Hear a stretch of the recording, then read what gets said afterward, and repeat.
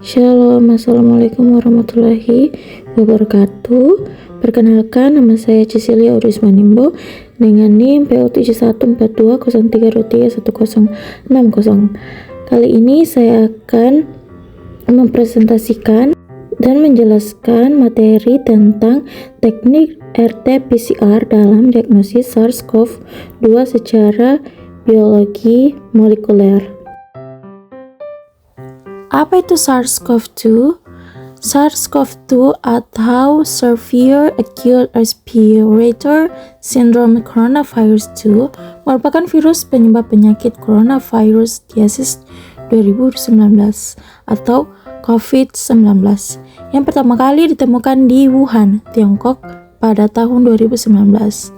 Virus ini termasuk ke dalam familia Coronavirridae dan memiliki materi genetik berupa RNA untai tunggal positif.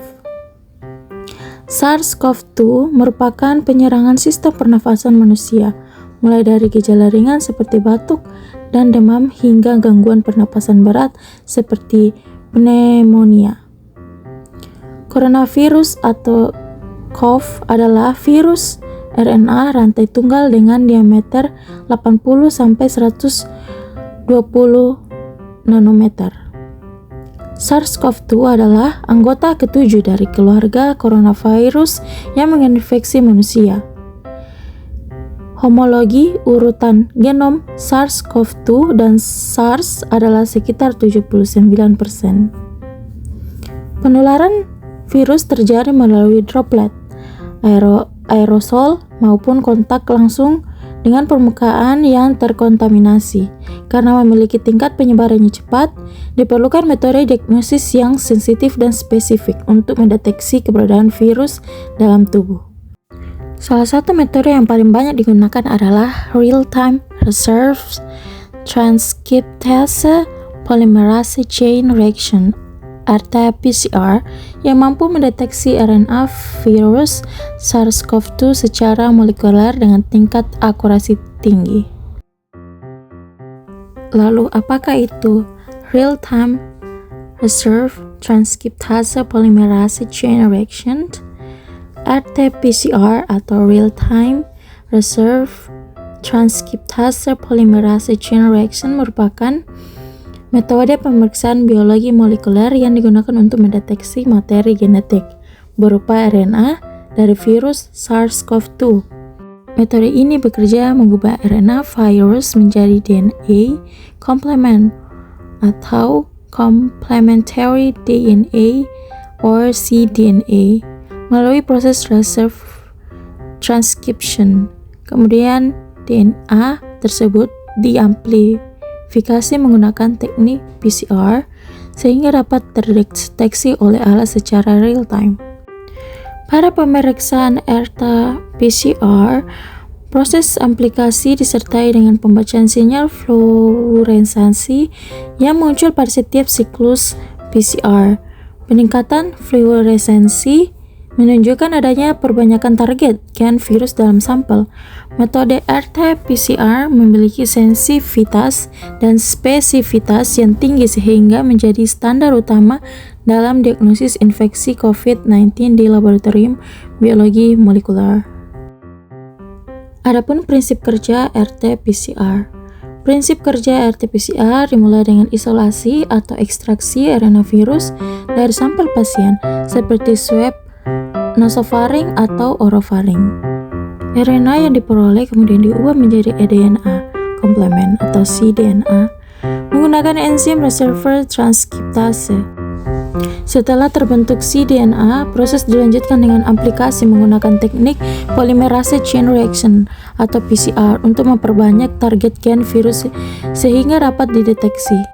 Selama proses aplikasi berlangsung, probe fluoresensi akan memancarkan sinyal cahaya yang dibaca secara langsung oleh alat RT-PCR pada setiap siklus. Semakin banyak target gen virus yang diaplikasi, maka intensitas fluoresensi akan semakin meningkat.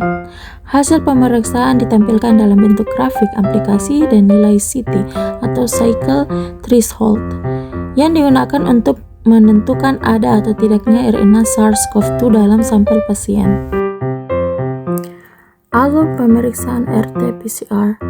Pemeriksaan SARS-CoV-2 menggunakan metode RT-PCR dilakukan melalui beberapa tahapan penting yang saling berkaitan. Proses diawali dengan pengambilan sampel menggunakan swab nasofaring atau orofaring dari pasien. Sampel kemudian dimasukkan ke dalam media transport viral untuk menjaga stabilitas RNA virus selama proses pengiriman ke laboratorium. Setelah sampel diterima di laboratorium, dilakukan tahap respiratasi dan ekstraksi RNA untuk memisahkan materi genetik virus dari komponen lain dalam sampel. RNA hasil ekstraksi kemudian dicampurkan ke dalam master mix yang berisi berbagai reagen penting untuk proses aplikasi. Selanjutnya, campuran dimasukkan ke dalam alat RT-PCR untuk dilakukan proses amplifikasi dan pembacaan fluoresensi secara real time. Hasil akhir pemeriksaan diinterpretasikan berdasarkan kurva aplikasi dan nilai CT yang muncul pada alat RT-PCR. Pengambilan sampel. Pengambilan sampel merupakan tahap awal yang sangat penting dalam pemeriksaan RT-PCR SARS-CoV-2 karena kualitas sampel akan memengaruhi hasil pemeriksaan. Sampel yang umum digunakan adalah swab nasofaring atau orofaring, yaitu pengambilan sekret dari saluran pernafasan bagian atas menggunakan alat swab steril.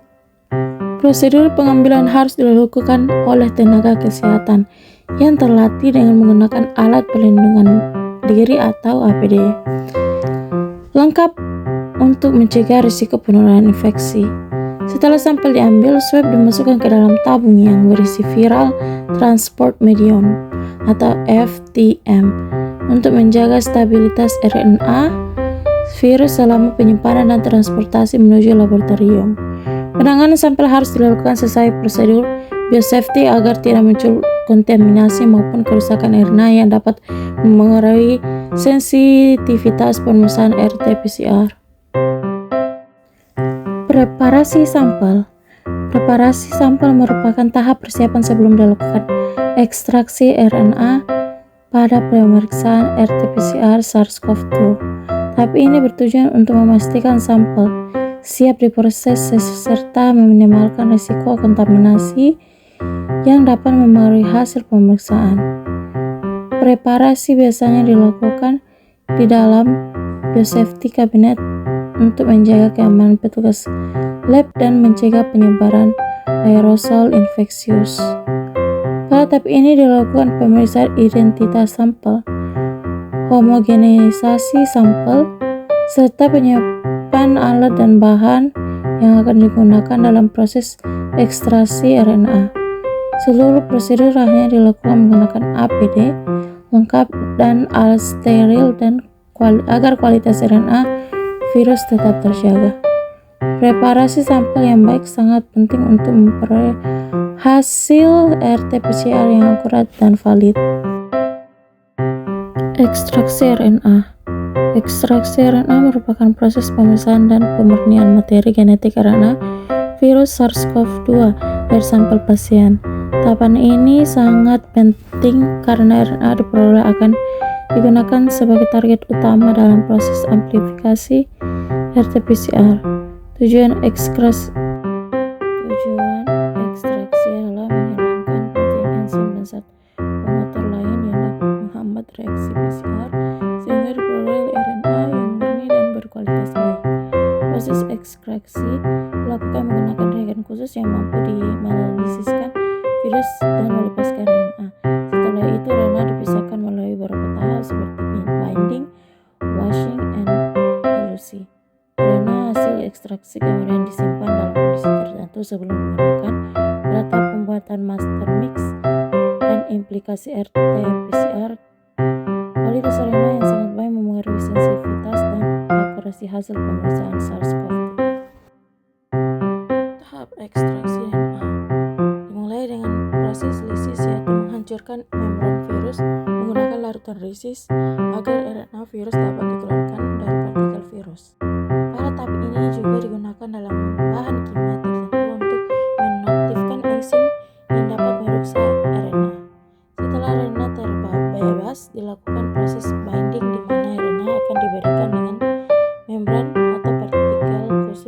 area kolom ekstraksi.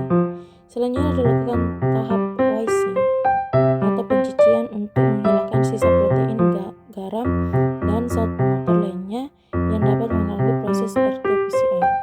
Tahap terakhir adalah elusi, yaitu pelepasan RNA murni dari kolom ekstraksi menggunakan larutan khusus sehingga diperoleh RNA yang siap digunakan dalam proses aplikasi RT-PCR. Seluruh tahap harus dilakukan secara hati-hati untuk menjaga kualitas dan kestabilan RNA virus. Proses ekstraksi RNA memerlukan berbagai alat dan bahan laboratorium yang memastikan RNA virus dapat diperoleh dengan baik dan terhindar dari kontaminasi. Alat yang umum digunakan meliputi mikropipet, tip steril, tabung mikro, vortex, centrifuge, serta biosafety cabinet untuk menjaga keamanan kerja dan sterilitas selama proses ekstraksi berlangsung. Selain alat, digunakan juga berbagai reagen ekstraksi seperti larutan lisis, buffer pencuci, dan larutan elusi. Reagen tersebut berfungsi untuk menghancurkan virus, memisahkan RNA dari zat pengotor, serta menghasilkan RNA murni pada siap digunakan pada tahap RT-PCR. Seluruh alat dan bahan harus dalam kondisi steril dan bebas RNase agar RNA virus tidak mengalami kerusakan selama proses ekstraksi. Adapun pembuatan master mix. Master mix merupakan campuran berbagai reagen yang digunakan dalam proses amplifikasi RT-PCR untuk mendeteksi RNA SARS-CoV-2. Pembuatan master mix dilakukan secara hati-hati karena komposisi reagen yang tepat sangat memengaruhi keberhasilan aplikasi dan akurasi hasil pemeriksaan. Proses ini biasanya dilakukan di area khusus yang steril untuk mencegah terjadinya kontaminasi silang.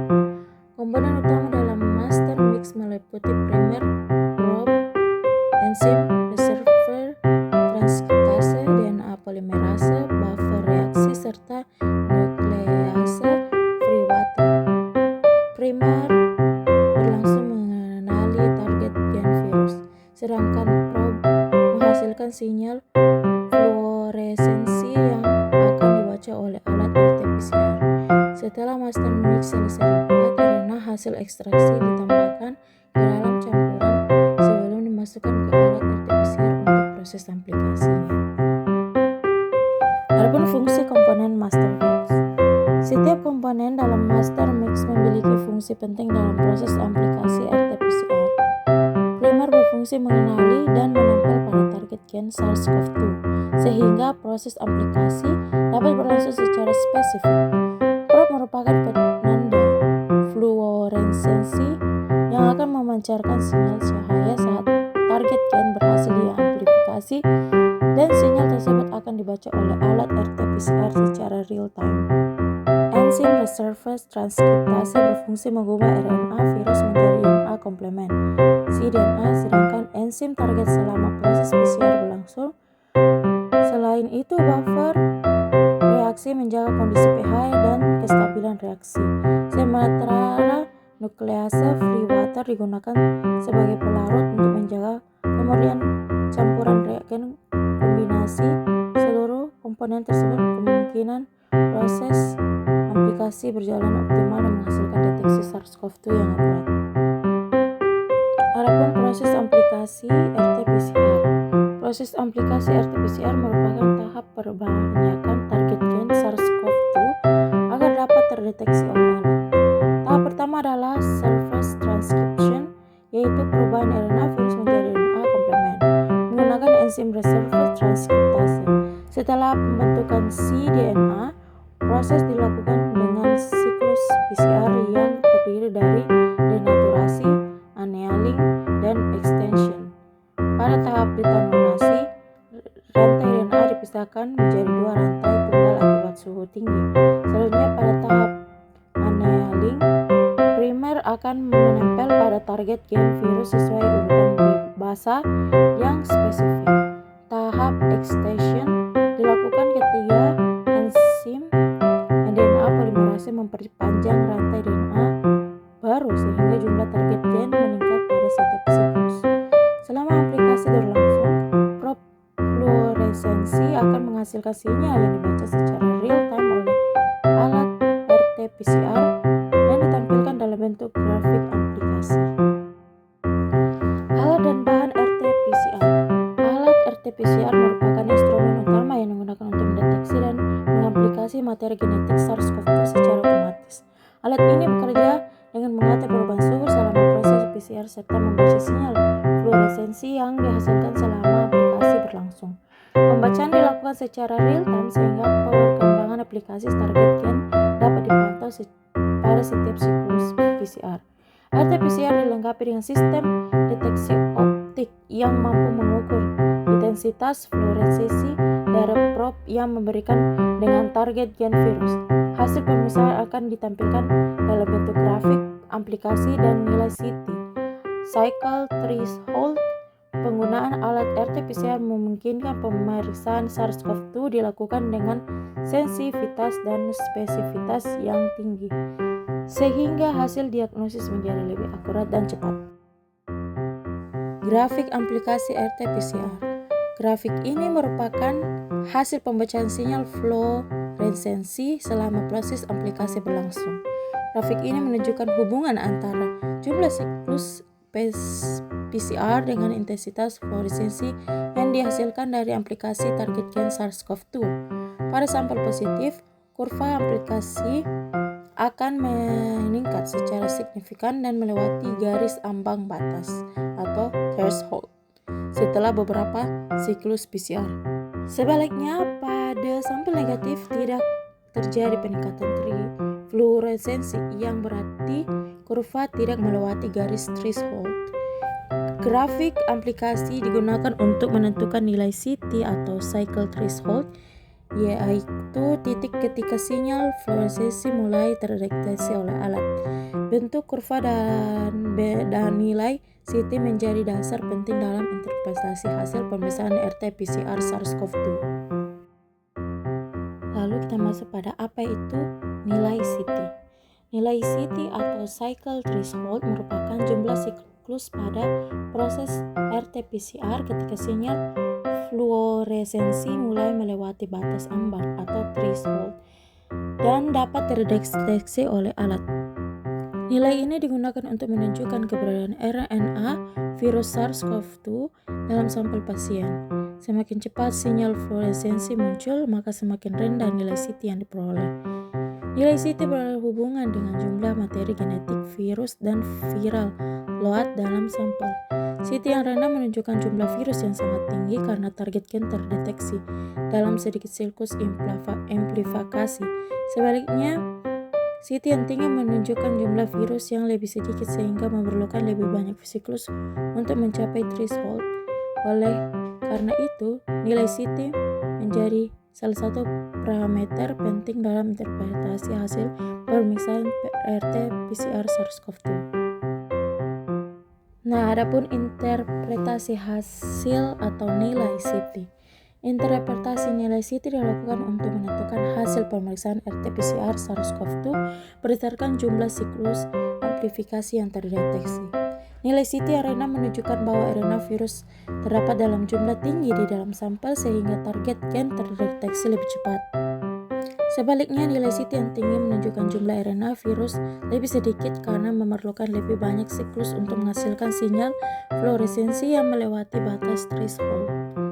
Secara umum, nilai CT di bawah 30 menunjukkan hasil positif dengan jumlah virus tinggi, sedangkan nilai CT antara 30-35 menunjukkan jumlah virus sedang hingga rendah.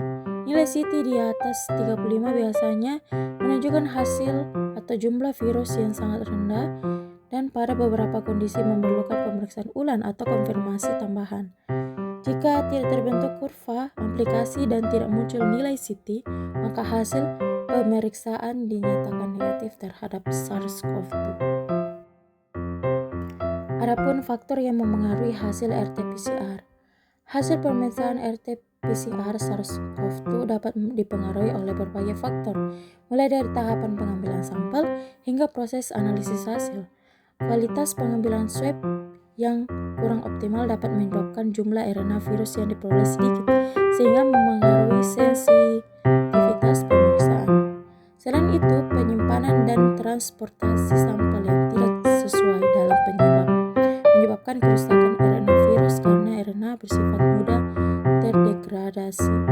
Faktor lain yang mempengaruhi hasil RT-PCR adalah proses ekstraksi RNA, ketepatan pembuatan master mix, serta kemungkinan terjadinya kontaminasi silang di laboratorium.